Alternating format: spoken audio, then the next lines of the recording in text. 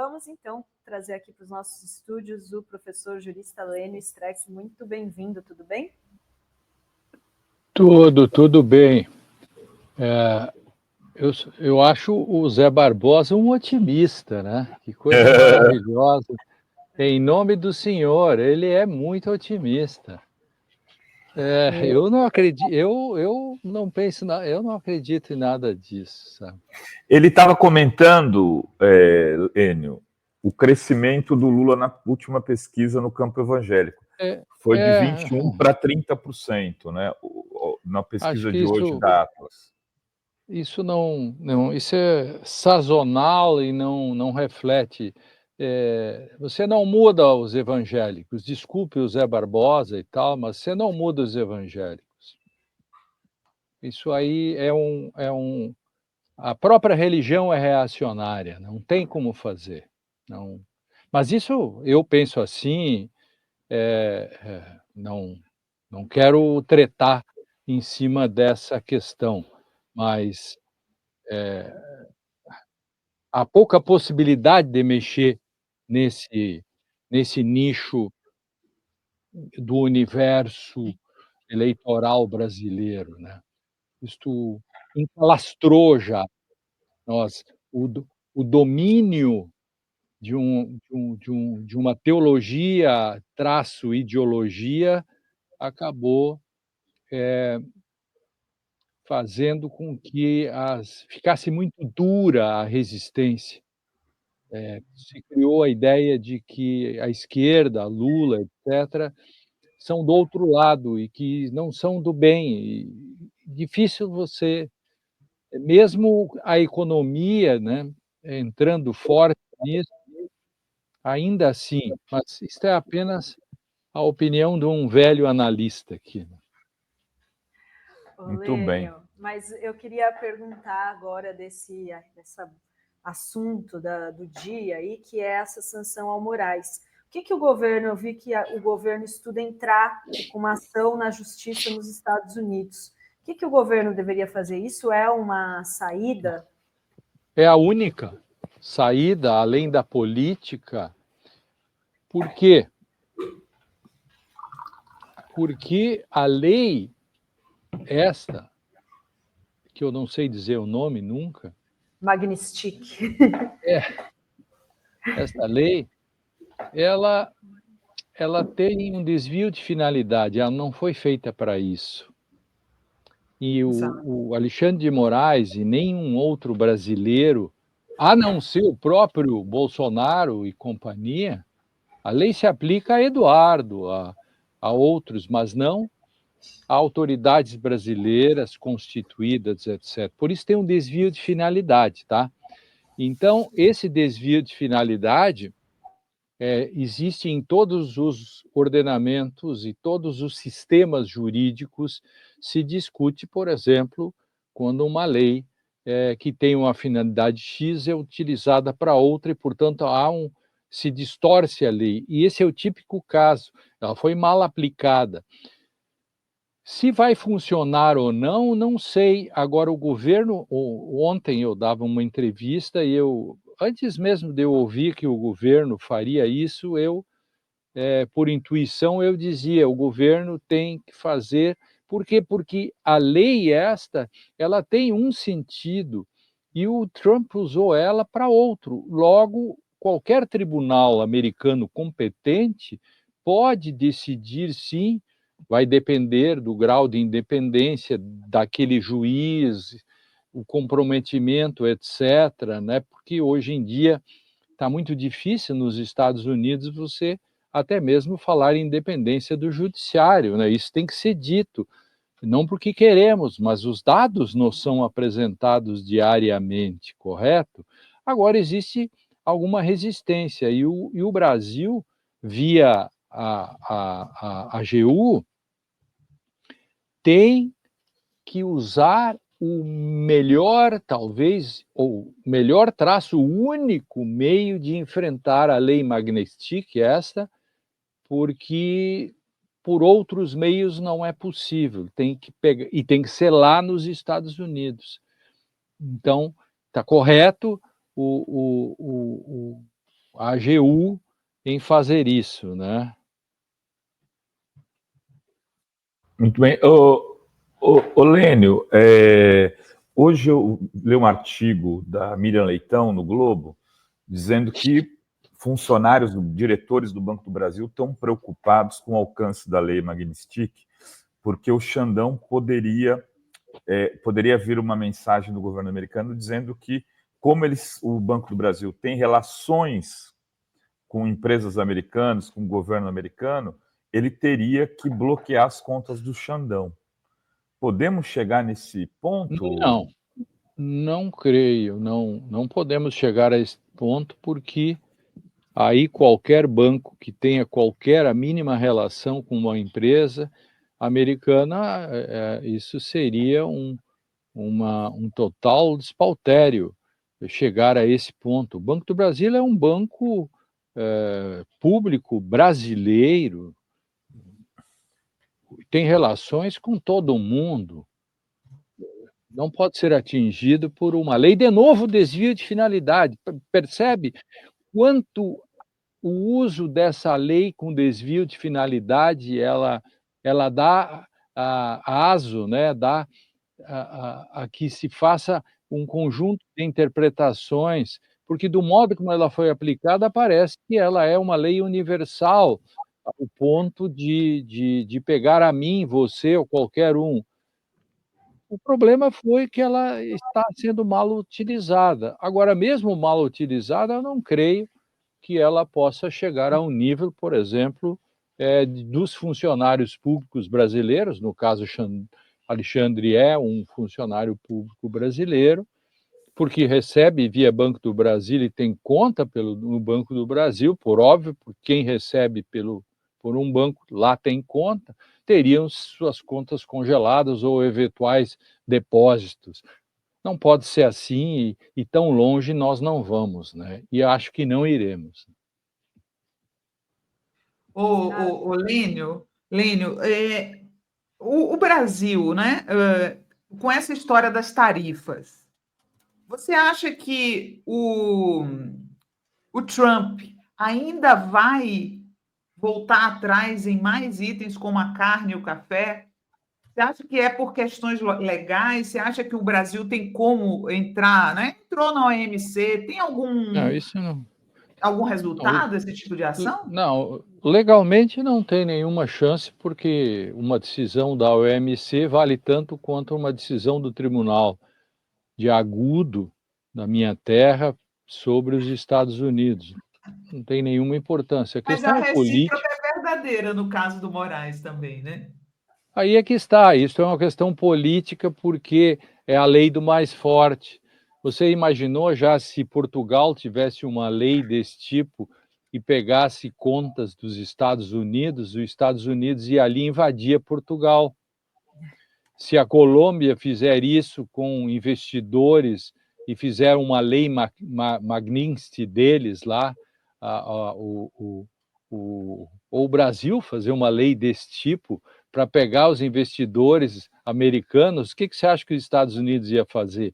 Percebe? Essa é uma questão simplesmente política, porque o mais forte acha que pode fazer. E por ser o mais forte, qual é o único argumento que legitima uma lei como essa? Por ser mais forte. Se não fosse isso, qualquer um do mundo poderia fazer o mesmo tipo de lei, percebe? Teríamos 188, 189 legislações desse mesmo estilo, que pegaria qualquer um em paraíso fiscal, em qualquer lugar. Por quê? Porque, afinal, é uma legislação universal. Não existe isso. Isto é uma questão apenas da lei do mais forte. Logo, se é a lei do mais forte, e também o poder de sancionar é um poder do mais forte. O máximo que o mais fraco pode fazer é fazer a retaliação. Quando o outro já diz que, se você retalhar, eu te dobro e, portanto, retalho em dobro, eu re-retalho, obviamente que o sancionado não vai poder retalhar. Por quê? Porque o outro é mais forte. Esse é o problema. Portanto, não há outra saída a não ser esperar que as melancias durante a trajetória da carroça vão se ajeitando. Por exemplo, a falta da carne nos Estados Unidos, por exemplo, a carne brasileira, se ela deixar de ser exportada, ela é uma carne de grande qualidade que pode fazer falta, e isto fazer com que a pressão interna faça com que o Trump volte atrás com relação à carne, tire da lista, assim como o café, que pode ser muito importante, essa relação do cotidiano dos americanos e um aumento de repasse de 50%, de 40% dos 10% que já se pratica hoje, poderia apenas, portanto, dialeticamente, é que as forças internas, em pressões, por exemplo, os importadores da carne brasileira, os importadores do café brasileiro, pressionarem os seus senadores, os seus deputados, inclusive os republicanos, que, por sua vez, pressionam o Trump para que ele volte atrás. Só isso, só assim. E outro modo, não tem liminar de juiz nenhum que possa mudar uma alíquota ou tirar alguma coisa de uma lista dessa. Posso fazer mais uma? Rapidinho? Pode fazer. Eu queria saber sobre a questão. Eu tenho batido lá no meu programa, viu, Lênio? Numa questão muito importante, que agora o Boulos entrou na justiça para pedir que o Eduardo Bolsonaro seja demitido da PF, né? Ele falou de vários assuntos, mas não falou de um que eu acho que é o mais forte. Existe um código de ética do servidor público. O servidor público tem que se manter dentro desse código de ética. Como é que o Eduardo Bolsonaro é funcionário ainda da PF? Como é que pode? Ele ataca colegas da PF, ele ameaça colegas da PF, ele mente sobre o diretor da PF e ele é mantido no cargo pelo Código de Ética do Servidor Público. Ele já teria que ser exonerado por causas, como é que fala? Por justa causa. Acontece que ele já não responde, né, pelo Código do Servidor Público, porque ele é deputado. Portanto, muda a legislação, ele responde apenas pelo Código de Ética Parlamentar e pela legislação que trata dos deputados parlamentares. Então, esta parte fica fora. A grande questão, o problema aí é exatamente da Câmara dos Deputados. Mas eu estou intuindo, né? Por intuição, eu penso que hoje ou amanhã teremos novidades do Ministério Público, da Procuradoria-Geral, com relação à situação do Eduardo Bolsonaro, por exemplo, talvez a decretação, finalmente, da decretação da prisão preventiva. Isto pode mudar um pouco o cenário, embora isto não o traga de volta, mas pode torná-lo um foragido. Então, vamos aguardar um pouco isso, né? Mas não esperemos nada com relação à demissão dele como funcionário da Polícia Federal. Ele é escrivão da Polícia Federal ou algo desse tipo, mas ele, nesse momento, todos os atos que ele o faz como parlamentar e não como escrivão de polícia.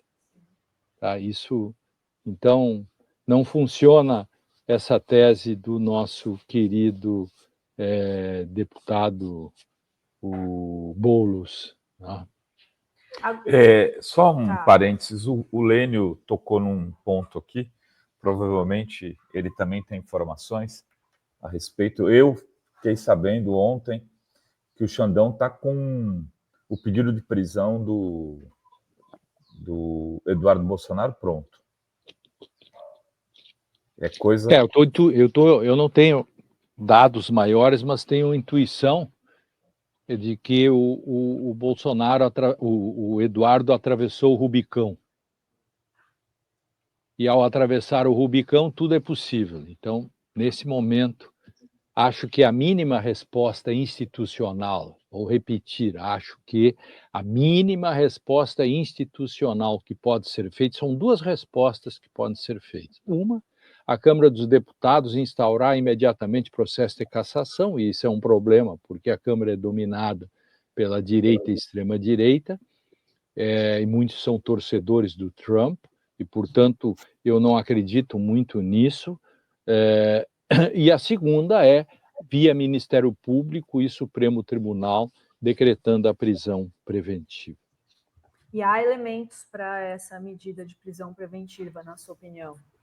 Elementos que sobram, né? O Brasil tá... As declarações dele, tudo que ele já disse, tudo que ele fez, isso tudo é confessado, tudo por vídeos, etc. Isso é um easy case, diríamos assim. É fácil de interpretar, porque os dados são candentes, né? São aí estarrecedores, diríamos, né? Agora, como ele conseguiria asilo nos Estados Unidos, na sua opinião, na tua opinião? Claro que conseguiria, facinho, facinho. Isto vai acabar, ele não volta para cá, pode escrever. Isto, se há uma coisa que podemos dizer hoje, que ele não volta para cá. Então ele vai ficar com asilo. Trump vai considerá-lo um perseguido político, algo desse tipo, e com isso ele sai daqui, né, e vai continuar tirando de fora. E se ele é um asilado, lá já não podemos fazer nada contra ele. O que falta no Brasil é uma lei que faça com que o sujeito, nessas condições, perca a sua nacionalidade, sua cidadania, né? Mas isso ainda nós não temos essa lei. A ditadura militar tinha. Se as leis da ditadura militar ainda existissem, ele já estaria lascado, né? Já estaria preso e respondendo a um processo com penas altíssimas, e perderia também a sua nacionalidade, se tornaria um apátrida. Mas como nós vivemos numa democracia e as leis da ditadura já foram todas revogadas, os próprios adeptos da ditadura se salvam com a democracia. Veja como a democracia é uma coisa boa, não? Salva inclusive os seus inimigos. Que coisa magnífica, né? Se alguém pergunta qual é o seu conceito de democracia, é aquele regime que salva inclusive os seus inimigos. Muito bom. Agora, ele também tem que lembrar que o Trump não vai ser presidente para sempre dos Estados Unidos, né? E ainda com essas medidas todas de tarifas que ele está adotando, pode ser que isso cause aí um grande problema na economia interna, e que na próxima eleição venha a ter aí uma reação dos democratas, e aí esse asilo pode ser revogado, né, Lênin? Claro, evidente. A raposa vai no moinho, um dia perde o focinho, né? Então essas coisas... Ele pode até ser empichado se esse negócio aí do Epstein chegar num ponto... crítico, depende, né? muito depende sempre da economia, né? Lembremos sempre da famosa frase do economia estúpido, né? Exato. Que tudo indicava que o Bush seria reeleito, afinal, com a questão da guerra do Golfo, o Clinton não tinha chance, né? E aí o assessor do Clinton disse: você tem chance sim, porque a economia é estúpido. Depende, então, por exemplo, o Trump, se a economia americana for ficar muito bem, tudo aquilo que ele prometeu, Make America Great Again, etc., ele vai colocar qualquer um na presidência que ele indicar. Agora, se a economia não for bem, ele pode ser empichado. Eu diria que, nesses casos aí, o econômico é o predominante, né? E, Lênio, você acha que o Moraes, o que você achou da reação dele ontem de estar no jogo, e também a reação do Brasil em termos do Supremo, do Legislativo, do governo Lula, política? Você acha que teve uma reação à altura? Acaba sendo bom para o Moraes, ele ganha mais força? ou o Eduardo ainda tem uma... Como que você vê essa força aí do Moraes e a reação? Não, o Eduardo Bolsonaro é uma figura que a cada dia ele cresce, né? Mas cresce como rabo de cavalo, né? Cresce para baixo. Isso. Então, esse episódio todo, embora seja muito ruim pessoalmente, nenhum de nós quereria ficar com uma lei desse tipo, né, sobre depósitos, coisas desse tipo, né, lhe tolhendo a vida econômica. Agora, fora disso, eu acho que o Alexandre de Moraes ele se fortalece. Claro que vai continuar, digamos, existe um setor da política e do eleitorado brasileiro que acha que o Supremo Tribunal é ditador, o meu açougueiro vai achar a vida toda que o Supremo Tribunal é ditador, ele nem sabe o que é o Supremo Tribunal, ele acha que é daqueles assim do tipo abaixo o FGTS, pensando que FGTS tem a ver com STF, coisa desse tipo, mas eu estou falando do homem comum no Brasil, que é o homem comum, por exemplo, da igreja, o que acha que Lula tem algo a ver com demônio e que Xandão persegue os cristãos ou algo desse tipo, né? Isso tudo são coisas que não se pode dominar, essas coisas vão continuar. Há um percentual de fascistas, reacionários, etc., que você pode trazer os maiores argumentos que eles vão, primeiro, torcer pelos Estados Unidos, dois, acham que a culpa das sanções é da própria vítima. Na cabeça das pessoas é mais ou menos como uma moça que veste saia curta e é bonita e é estuprada. E a tese de defesa, afinal, ela provocou o estuprador.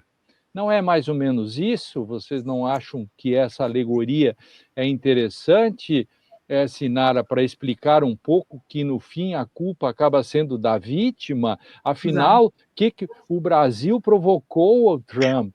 O Brasil não pode provocar o Trump, o Brasil não pode dizer nada, etc. Afinal, o Brasil cumpriu a sua lei com relação às big techs e, por isso, ele acabou prejudicando a liberdade de expressão nos Estados Unidos. Bom, se as pessoas acreditam nisso, bom, discos voadores existem. Aliás, eles já rezam para discos voadores. Bom, é disso que se trata. Quem acredita em disco voador e rezar para pneu e acha que Deus é surdo e que ficam gritando todos os dias em nome de Deus, não sei o quê, com a certeza que Deus não existe, porque se Deus existisse, fulminaria eles imediatamente, por óbvio.